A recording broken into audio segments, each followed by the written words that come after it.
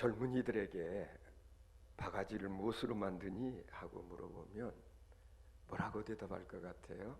우리 정석군 오랜만에 포리스 캅 이제 되어서 오늘 함께 예배드릴 수 있게 됐는데, 정석군 바가지 뭘로 만들죠?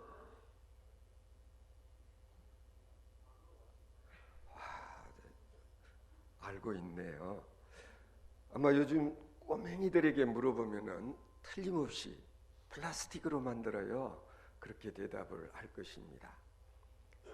그러나 우리 어렸을 때 어머니들이 바가지 만드는 것을 저희들은 보았어요. 잘 익은 박을 따가지고, 그리고 이것을 삶고, 그리고 딱 두 토막을 낸 다음에 속에 있는 것들은 다 긁어내서, 권사님, 김 권사님, 그거 무엇에 쓰죠? 된장 넣어서 나물 묻혀 넣으면 별미죠. 그러고 난 다음에 남는 것이 바가지예요.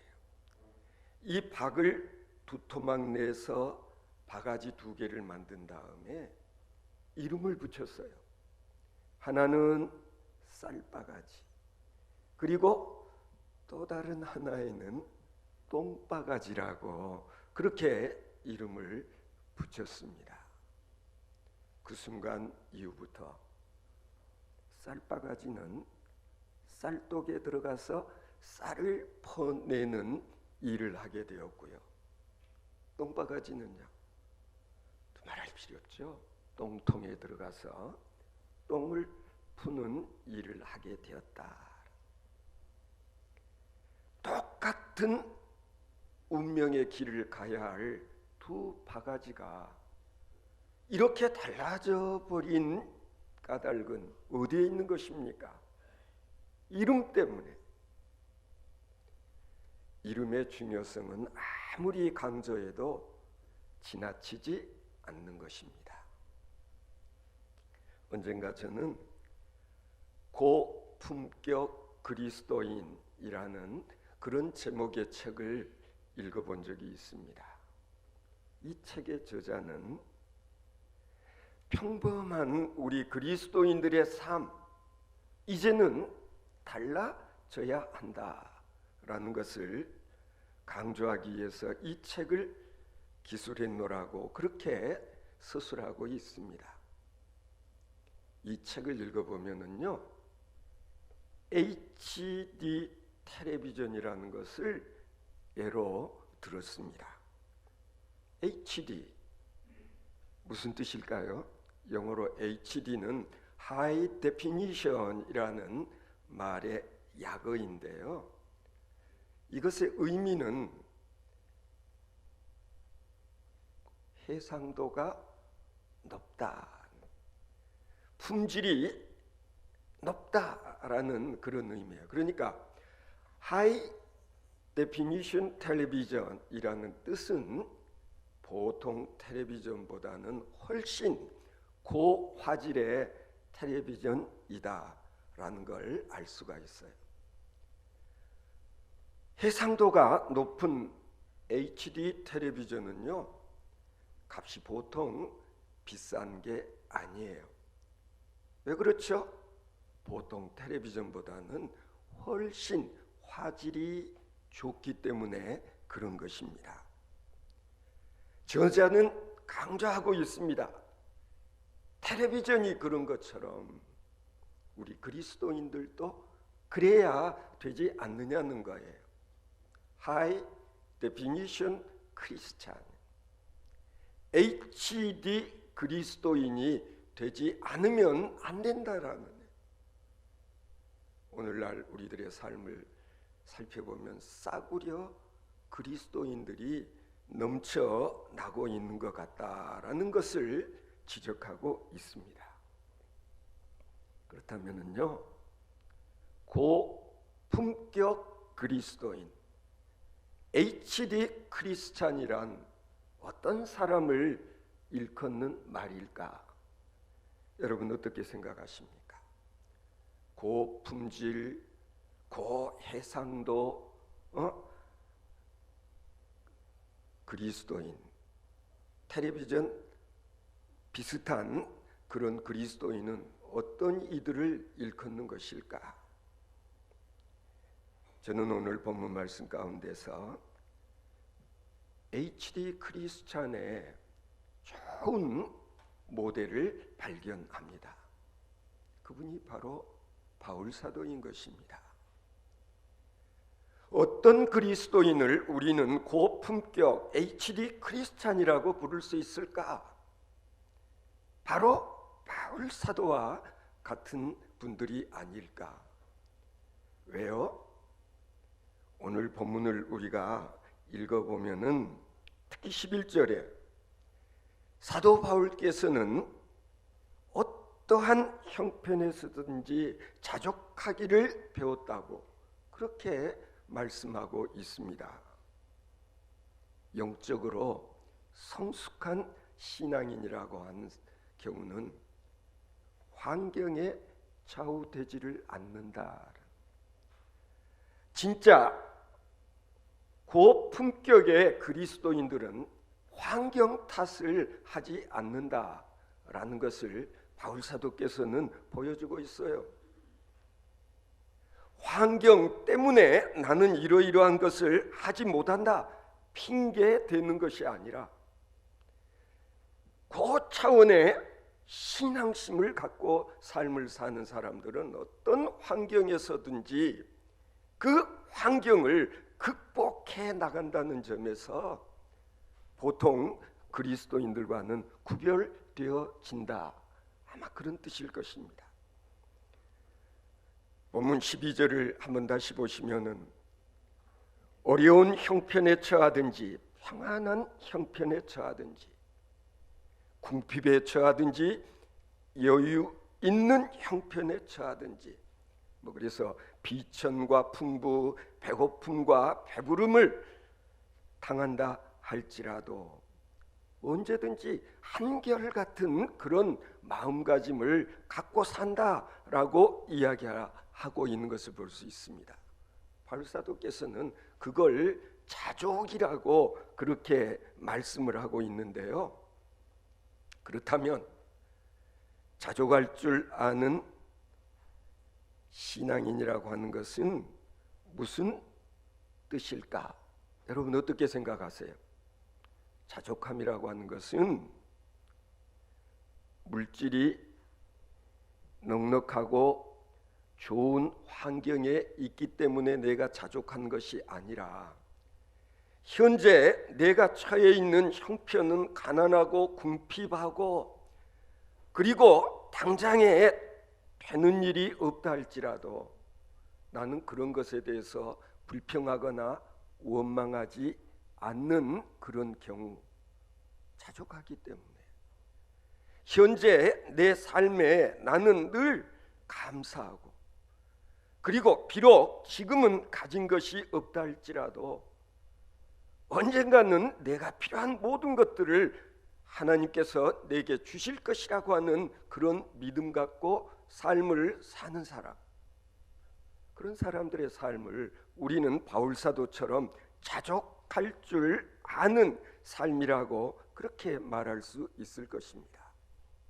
그렇다면 지금 바울 사도는 정말 자족할 수 있는 그런 환경에 놓여 있는 것인가? 아닙니다. 그렇지 않습니다. 지난주 수요일에도 우리 임광성 목사님께서 이 빌립보서를 강해하면서 말씀하셨지만 현재 바울 사도는 감옥에 갇혀 있습니다. 옥중에서 이 빌립보라는 편지글을 써서 보냈습니다. 그래서 우리는 옥중 서신이라고 빌립보서를 분류합니다. 비록 내가 감옥에 갇혀 있지만 아니 실상은 병들었습니다. 그리고 사랑하는 사람들과 헤어져 있습니다. 죽음이 점점 내게 다가오고 있다는 것을 바울 사도는 지금 느끼면서 옥중 생활을 하고 있는 것입니다. 하지만 바울 사도는 이런 외적인 환경에 노예가 되는 것을 거부하고, 그리고 바울 사도는 이와 같은 악조건 하에서도 믿음을 잘 지켰으며, 그리고 믿음의 사명을 잘 감당했습니다. 바울 사도를 법정으로 끌고 가면 그는 피고석에 서서 설교를 했습니다. 감옥에 잡아 넣으면 그곳에 있는 간수에게 전도를 하고 그들을 회심시켰습니다. 사도 바울은 환경의 지배를 받지 아니하고 언제 어디서든지 복음 전하는 일에 주어진 환경을 이용할 줄 알았던 것입니다. 우리는 오늘 본문 말씀 가운데서 사울의 이 바울 사도의 자족함이 어느 수준에 있었던가를 짐작할 수 있습니다. 다시 한번 말씀드립니다만, 바울 사도는 비천에 처할 줄도 알고 배고픔에 처할 줄도 알고 궁핍 가운데서도 자족할 줄 알았다고 했습니다. 바울 사도께서는 사도로서의 사명을 감당하는 과정에서 억울하게 매를 맞았고, 그리고 감옥에 갇혀 있는 중에도 찬송하며 기도하는 일을 결코 쉬는 일이 없었습니다. 로마 감옥에 갇혀서 이제 무슨 일을 당하게 될지 알 수 없는 그런 절박한 상황에 놓여 있었지만, 오히려 빌립보 교회 교인들을 향하여 뭐라고 말씀했죠? 주 안에서 항상 기뻐하라. 내가 다시 말하노니 기뻐하라. 내 마음속에 기쁨이 충만한 것처럼 여러분들 마음속에서도 이와 같은 기쁨이 넘쳐나기를 바랍니다. 그렇게 축복을 했습니다. 아니, 옥중에 갇혀 있는 분이 오히려 교인들을 위로했다는 것 아닙니까? 성도 여러분, 우리도 이와 같은 바울 사도를 본받을 수 있어야 합니다. 우리가 세상을 살다 보면 항상 순풍에 마치 돛을 단 것처럼 항해를 하는 그런 삶이 계속되지만은 않지 않습니까? 오히려 그러한 때보다도 힘들고 어렵고, 그리고 때로는 시험과 시련을 겪는 그런 일들이 얼마나 많습니까? 때로는요, 사망의 음침한 골짜기를 걸어갈 때도 있습니다. 때로는 사랑하는 사람이 우리보다 먼저 앞서 세상을 떠날 때도 있습니다. 사업이 실패하여 부도가 날 때도 있습니다. 어쩌면 지금 내가 처해 있는 현실이 이와 비슷하다고 생각하는 분도 있을 것입니다. 때로 우리는 질병으로 인해서 고통당할 때도 있습니다. 하나님께서 왜 나에게, 우리에게 이런 시험을, 이런 시련을 겪게 하는 것일까? 내가 그동안 하나님의 일을 위해서 얼마나 헌신하고 땀 흘리며 애썼는데 하나님 이게 뭡니까? 하나님을 향하여 항변하고 싶은 그런 분도 있을 것입니다. 이때에 우리에게 바울과 같은 신앙심이 없다고 한다면 우리는 낙심하거나 아니면은 인생의 낙오자가 되고 그리고 실패자가 되기 십상일 것입니다. 저는 그동안 목회하면서 그런 경우를 보았습니다. 평소에 그렇게 신앙생활 잘하던 성도가 자식이 입시에 떨어지고 나니까 그냥 그 길로 실망하고 낙심을 해서 교회를 나오지 않는 그런 경우를 본 적이 있습니다.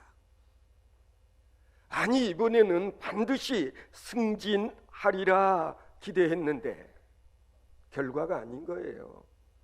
이번에도 승진자 명단에서 빠지고 말았어요. 이 일로 인해서 신앙생활을 포기하는 그런 분도 있습니다. 성도 여러분, 이런 일로 낙심을 한다면 더 어려운 세파를 우리가 어떻게 헤치고 나아갈 수 있겠습니까? 여러분, 내가 비록 지금 좀 가난하다고 해서 마음까지 가난해졌어야 되겠습니까? 내가 지금 물질적으로 다소 빈곤할지라도 우리의 마음만큼은 부유할 수 있어야 되지 않겠습니까? 나의 겉사람은 좀 초라하고 남루하다고 합시다. 그렇다고 내 속사람까지 남루하고 초라해져서 되겠느냐 이 말입니다. 이러한 일보다 더 보기 딱한 그런 일은 없을 것입니다. 우리 그리스도인들은 외형과는 상관이 없이 나의 속사람이 날로 새로워져 가는 그런 기쁨 가운데 삶을 살아갈 수 있는 저와 여러분들 되어질 수 있기를 바랍니다. 만일에 우리가 이런 일들로 기가 죽는다면 그것은 하나님의 사람이 아닙니다. 그런 점에서 성도 여러분, 우리는 하나님의 자녀들로서의 당당함을 잃지 않고 삶을 살아가는 성도 여러분 되어지실 수 있기를 바랍니다. 뭔가 좀 궁핍하더라도 내가 누군가? 나는 하나님의 자녀가 아닌가? 내가 하나님 믿고 사는 사람이 아닌가? 라는 이런 정체성, 이런 정체의식을 우리가 잃지 않는 일이 중요한 것입니다. 바울사도께서는 디모데전서 6장 17절부터 17절까지 보면 이렇게 말씀하고 있습니다. 내가 이 세대의 부한 자들을 명하여 마음을 높이지 말고 정함이 없는 재물에 소망을 두지 말고 오직 우리에게 모든 것을 후히 주사 누리게 하시는 하나님께 두며 선을 행하고 선한 사업을 많이 하고 나누어 주기를 좋아하며 너그러운 자가 되게 하라. 이것이 장래에 자기를 위하여 좋은 터를 쌓아 참된 생명을 취하는 것이니라 그랬어요. 여러분 아시지 않습니까? 참된 생명을 취할 수 있는 길이 뭐냐, 방법이 뭐냐 하는 것을 바울 사도께서 우리에게 가르쳐주고 있는 것입니다. 적어도 우리 그리스도인들은 이런 삶을 살 수 있어야 합니다. 우리 그리스도인들의 입에서는 이런 말들이 나와서는 안 됩니다. 할 수 없다, 안 된다, 못한다. 왜 이런 말들을 하게 되는 것입니까? 믿음이 적은 연고로, 믿음이 없기 때문에. 우리 그리스도인들은 그리스도 안에서 나는 모든 것을 할 수 있다라는 이런 긍정적인 신앙으로, 긍정적인 생각으로, 그리고 항상 자족하고 그리고 감사하는 그런 삶을 살았던 바울 사도를 배울 수 있어야 되는 것입니다. 성도 여러분, 성공이라고 하는 것은요, 적극적이고 긍정적인 사람에게 찾아오는 것이지 부정적이고 그리고 소극적인 그런 삶을 사는 사람에게는 찾아오지를 않는 것입니다. 여러분, 자동차 운전할 때마다 그렇잖아요. 기어를 전진 뒤에 놓거나 아니면은 R 후진에 놓거나 아니면 중립에 놓지 않습니까? 내 자동차의 기어를 후진에다 놓고서 왜 이놈의 차가 이렇게 전진을 하지 않지, 나가지를 않고 자꾸만 후퇴를 하는 것이지 말이 되는 겁니까? 우리가 인생을 살면서 똑같은 어리석음을 범할 때가 있어요. 여러분,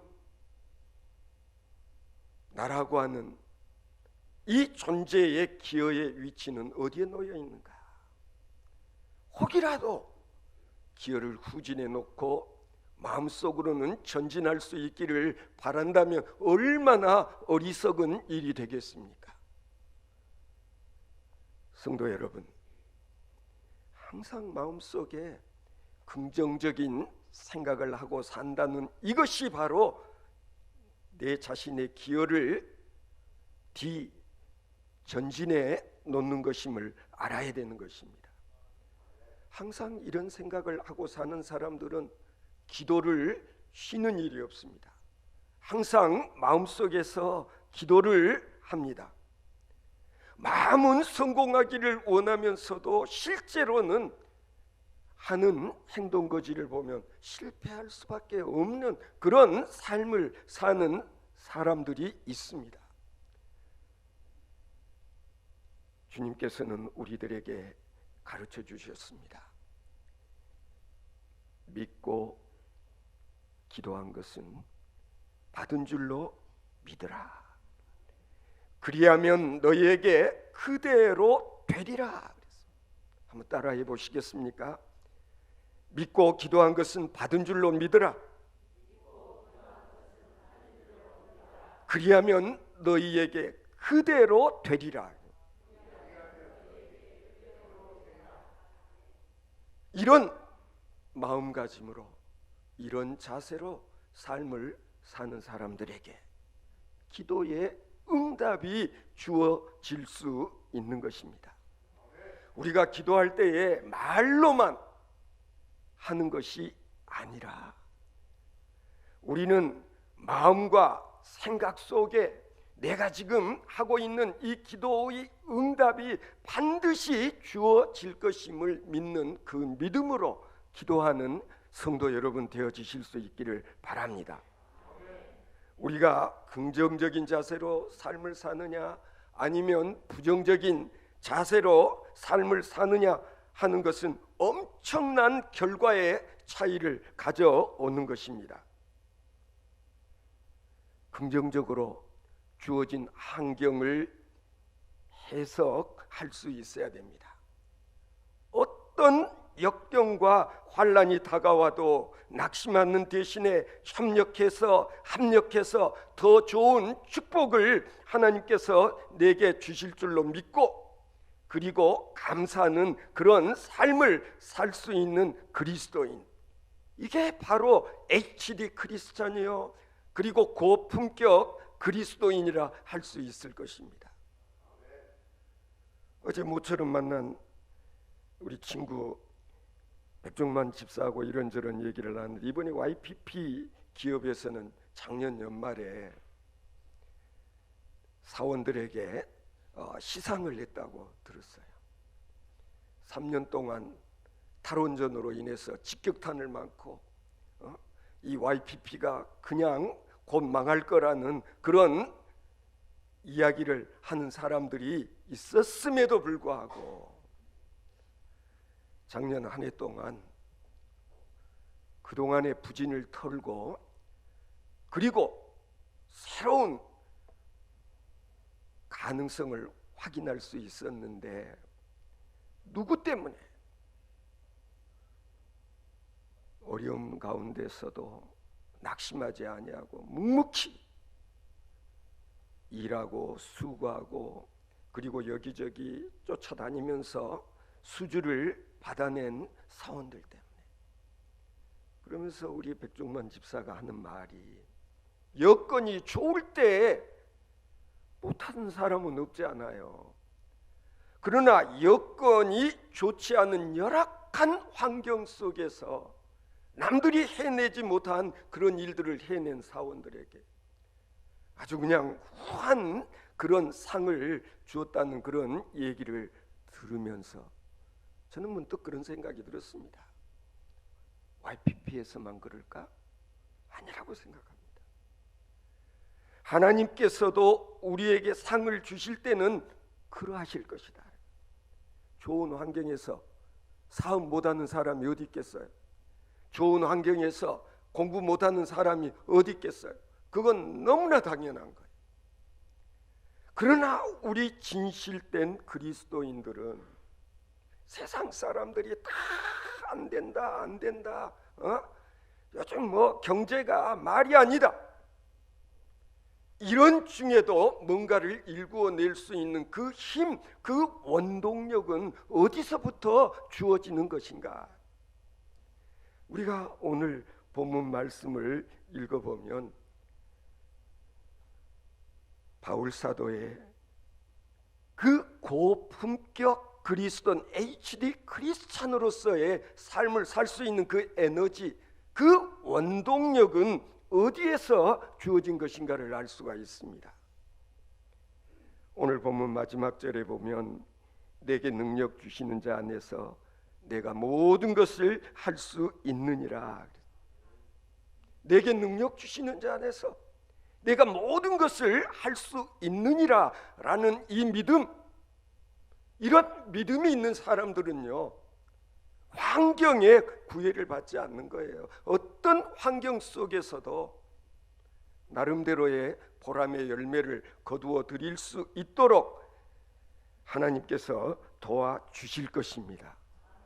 하나님께서는 이미 우리를 창조하시되 고품격 인생으로 창조를 하셨는데 언제부터인가 우리는 그러한 품격을 잃어버리고 살아왔다.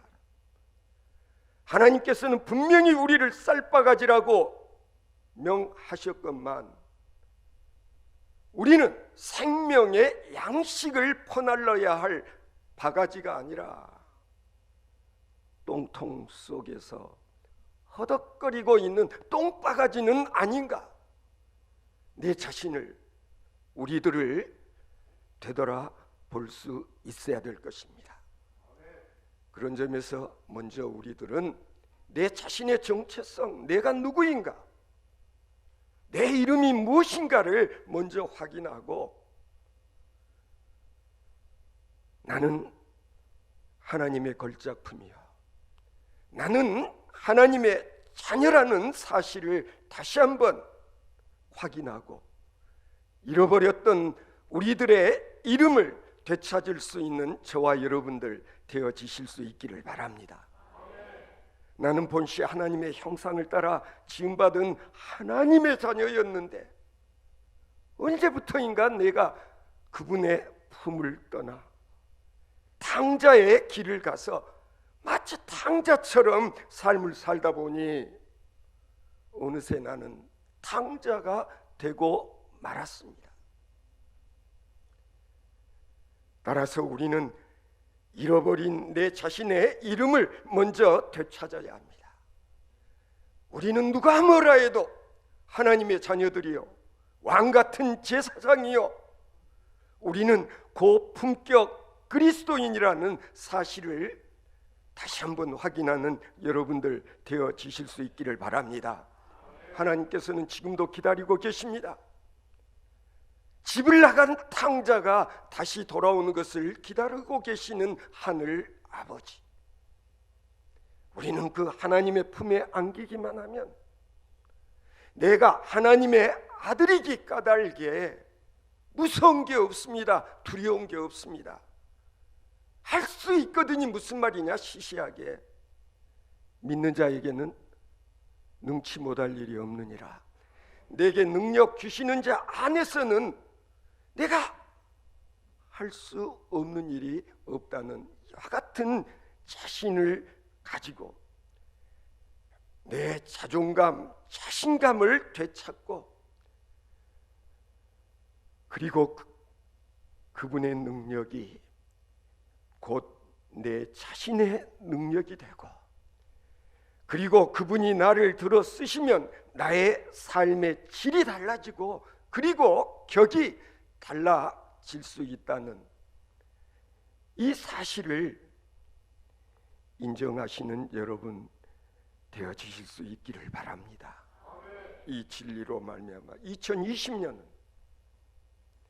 우리 모두가 고품격 그리스도인으로 거듭나는 그런 기념비적인 한 해가 되어지고, 하나님께서 우리에게 보내주신 우리 임광상 목사님과 더불어서 우리 드림교회가 이 지역사회를 섬기며 생명의 양식을 퍼나르는 그와 같은 생명의 바가지로서의 역할과 사명을 충성되이 감당하는 성도 여러분 되어주시기 바랍니다.